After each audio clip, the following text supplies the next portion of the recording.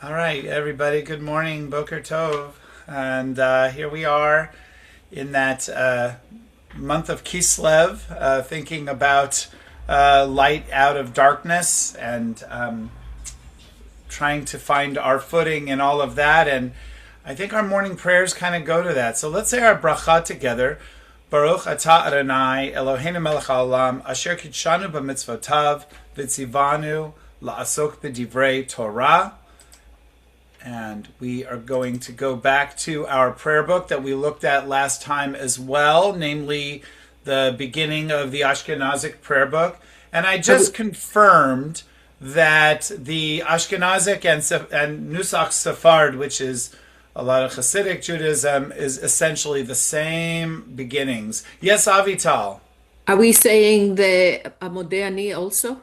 Well, I thought we would, maybe a little bit less ritualistically, but in this instance, since we're really starting our prayers with that first prayer, we thank you for that reminder. Let's just recite these words that you see on the page. Modeh ani lefanecha, melech chai v'kayam, shechezarta bi nishmati b'chemla, rabba emunatecha. So we acknowledge, we looked at this last time as well as an acknowledgement of God's ability to return our souls to us, our breath. Nishmati is sort of I guess you could say it's what's the term when it has two different meanings? One is soul and one is breath. So God has caused my soul or my breath, which are really not distinguished here, to return to me with mercy, with compassion, something along those lines. Yeah, mercy is probably the best word. And great is your confidence or your faithfulness, your belief in us. Believe in us. We're Music Plus. Okay, that dates me. Anyway, all right, and then in both Nusach Sfard and Nusach Ashkenaz prayer books, and just as a reminder, Nusach Sfard is used by a lot of more people associated more with Hasidic thought, although there is another one called Nusach Arizal, but it is also just seen as filled with more mystical inserts. And Ashkenazic is sort of the standard prayer book of most Eastern Europeans who came to the United States who were not Hasidic. Anyway, so the dominant prayer book in America, both of them have this similar beginning. They start with Modeh Ani, and then they go to this, which is what I wanted us to focus on. The very next piece of this prayer service is, or of our morning rituals, I should say, is Reishit Chochma Yirat Hashem, Sechel Tov L'chol Osehem, Tilato Omedet La'ad. Okay. The beginning of wisdom is Yirah of God, of Adonai. Yirah we usually translate as fear. I always make a plug for this to be about recognizing our relative size to God, right? It's a humbling thing. Yirah is about trembling and fearing and a sense of norah and sense of awesomeness, right? How extraordinarily amazing is God? Norah, tehilot, osefele, right? Norah, yirah, same basic root. So the beginning of wisdom is recognizing our humbleness relative to the extraordinary nature of God, i.e., we are small, whether we want to believe it or not, whether we believe that we're created in God's image or not. Still, we have to have an element of humility in the way we live. So the beginning of wisdom is recognizing that maybe we're not everything. And I think that in and of itself is such an important teaching. You can't be wise and be a wise guy, right? You have to be able to recognize there are other voices. We're all created B'Tselem Elohim. We're all created in God's image. And therefore, the beginning of wisdom is a little bit of humility and saying that there's only one that is all-powerful, all-knowing, and perfectly good, as we sort of refer to God in Western civilization. There's only God that has that role. We are beautiful reflections of God, don't get me wrong, but we aren't God. So when we wake up in the morning, we remember that. Sechel tov l'chol osehem. Sechel is a great word because in Yiddish it seemed, culturally when we talk about sechel, I see Etzel's head going up and down. I don't know if Etzel has a thought about this, but sechel is more like basic intuitive sense. Like, does he have any sechel? Meaning, like, is he street smart? It's a little different than street smart. It's more like, does he have basic common sense? Sechel is kind of like common sense. And so sechel tov, but sometimes sechel is understood as mind. So sechel tov l'chol osehem, a good mind or a good thinking for all of for all who perform all of their doers is probably the best translation. For all those who are doing what one is to do. And then tilato omedet la'ad. God's praise is withstanding eternity, or is there forever. Okay. So that verse, does it sound like a verse that you might be able to find elsewhere? You notice there's no citations in this. But I'm going to pull up the citation, which is in Psalms 119. That first line comes from Psalm 119. It's the last verse, 111. It's the last line from Psalm 111. Reishit Chochma yirat Hashem, sechel tov l'chol osehem, tilato omedet la'ad. The beginning of wisdom is the fear of God. All who practice it gain sound understanding. All of their doers, and here it's translated differently than what we saw, but praise of him is everlasting. So there you go. Let's see what they say here. Chief part, right. I like beginning, but okay. Here is Steinsaltz's commentary on this out of his collection on the Book of Psalms. In light of all that has been said, meaning everything that's in this psalm, the psalmist summarizes, Reishit Chochma yirat Hashem. The wisdom begins with the fear of Adonai. Fear of God should be the underlying principle of a person's conception of the world, the foundation upon which he constructs his worldview.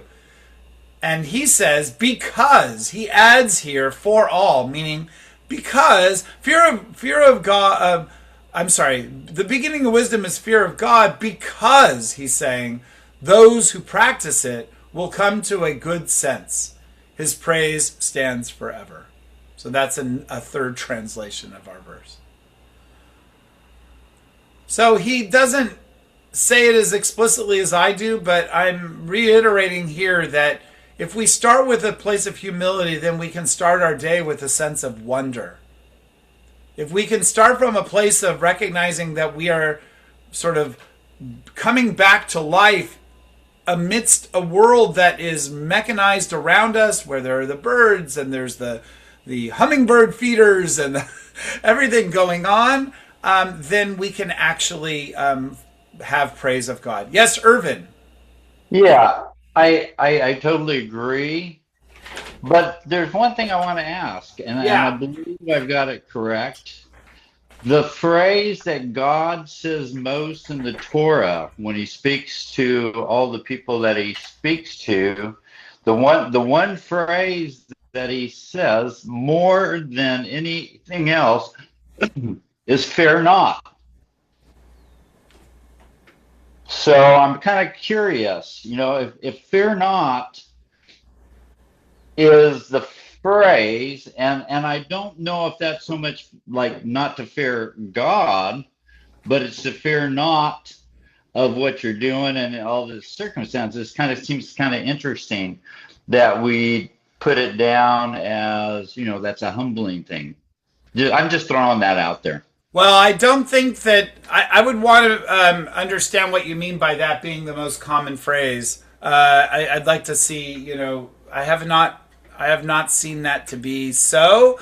I mean, God doesn't speak that much in the Torah, so perhaps it is true. I would guess that I think probably the most common phrase in the Torah is Daber el, speak to Israel, and say unto them, that introduction. But I think that to your point, we've talked about it a couple times, that this idea of yirah, of fear, means different things, and there's a sort of a lack of homogeneity to how we're interpreting it. Fear not is, I think, based on the context of what you're saying, is don't be afraid of the things that are happening in the world around you. But this is about, actually, the only thing that you should be having a sense of awe or fear or tremble before is God. So the fear is not fear in the sense of being afraid like, oh, God's going to get me, but more a sense of recognizing the majesty, the power, the authority of God. So I don't think there's really a contradiction from what you're saying. So I don't know if that helps, but I think that would be how I would resolve that. And there's a cat in a box behind me. I don't know if you can see. Yes, Pamela. Pamela? Yes, sorry, I had to get my mute off. No problem. In Pirkei Avot, Hanina Bendosa says, "He whose fear of sin precedes his wisdom shall endure. But he whose wisdom precedes his fear of sin, his wisdom shall not endure." So exactly. Yeah. And in exploring that a little bit more recently, I really liked how you focused in on humility, because if you approach prayer that you know it all and you're just going through the ritual, then the prayer is very empty. But if you are asking God with humble humility, then you've got a much more effective communication going on in your prayers, if I can just put it that way. I think that's very wise. Yes, Pamela, absolutely. I think also, if you think about the human journey, children have no sense of humility initially. Children are egocentric from birth. That's how we are designed. We only know ourselves. I mean, this is where, Freud goes to the idea of an id, that really controls us because we are the center of it all. And then over time, we're able to come to recognize that we are not the entirety of the universe. If you think of God as Avinu, as parent, and us as children, there's that prayer, Ki anu amecha v'ata Eloheinu, you are our God, right? This back and forth, this juxtaposition of our relationship. Human beings have to learn humility. It's not something that comes naturally because we are born with a model of needing to survive. And that makes us sometimes a little self-absorbed. So anyway, I think that's part of the beauty of this, that we wake up recognizing we're actually part of something much greater than ourselves. Avital, you had your hand up. Do you want to add something? Yeah, no, I think we moved on. I was just gonna say that and which is really what you said, that fear having two meanings is just becomes a richness of interpretation. The fear that is respect and that is awe, versus the fear that is fear, what you were just speaking of now, and the need to to be with others and to have others take care of us and all of that. Yeah. versus the awe, the awesomeness, the fear that is really meant to express awe. Yes, like when you go to places like Petra and you're able to see extraordinary things and you recognize, it's last week's Torah portion. Achen hamakom hazeh. How does it go? God was in this place. Let's just take a fast look. Achen va'ani. Elohim. I'm ואני forgetting. לא ידעתי שאלוהים פה, or something like that. Right. God was in this place. It's going to come up very quickly because achen is such an unusual word. Or was it Anochi? I don't know if it was an achen. I was thinking it was Anochi. No, there in the very beginning of the verse, I know the word achen appears. I'm doing something wrong, but that's okay. God was in this place That's a and we did rabbit not hole. know it. Yeah, I'm trying to Yeah. find the verse, but I can't. I'm not doing it very well by doing the search. It's okay. Yes, we discussed it at Shabbat services. This idea of I did not know it and the superfluous use of the word anochi. Oh, maybe that's why. I think I wrote ani. So it's achen and va'anochi. Lo. I'll do this and then we'll go back to our regularly scheduled program. Let's see if I got it. There it is. Genesis 28:16. אנוכי לא ידעתי. Right. Jacob awoke from his sleep. And so in a way, I never made this connection before, but that's what we just did. We just woke up from our sleep and we say, God is in this place, and I, va'anochi lo yadati.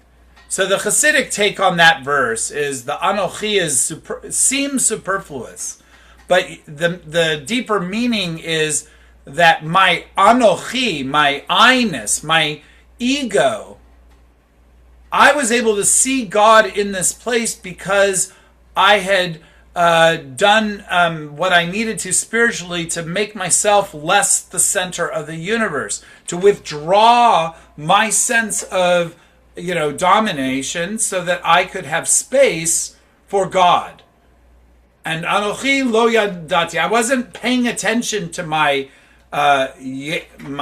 existence, my infinite power, I was not driven by ego. I was able to vacate that element of me, wake up and see, just as I had dreamed, that God was in this place. So it's actually, I never made that connection before, but what a great link.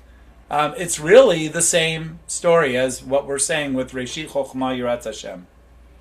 And then the verse ends with Baruch, or this section, I guess you could say, ends. Oh, this is Psalm 111. Sorry, let me go to the. Yeah, you moved. Yeah, here we go. And it ends with this, this line that we see all over the place. Baruch Shem Kavod Malchuto Le'olam Va'ed. I've always wanted to read up about Baruch Shem Kavod Malchuto Le'olam Va'ed, but my understanding is that it appears whenever there is a break in the text or within the flow. So, for instance, after Shema, we say Ve'ahavta, but in between there's a little break where we say Baruch Shem Kavod. But the actual text of Shema is continuous, right? We insert into the words from the book of Deuteronomy, Baruch Shem Kavod Malchuto Le'olam Va'ed. We have another interruption, which is when we put on tefillin, we say this line after we put on our second set of tefillin with a second blessing. And we can talk about why there's two blessings for one mitzvah of tefillin. But the point is that it seems to be an insertion in various places. And the tradition behind this, I think, comes from a view that when Yaakov was on his deathbed and his sons had gathered around him right before he dies, they say Shema, and someone, maybe he, says, Baruch Shem Kavod Malchuto Le'olam V'ed. Blessed is God's name, glorious name. His rule is eternal. So, anyway, it's a nice line.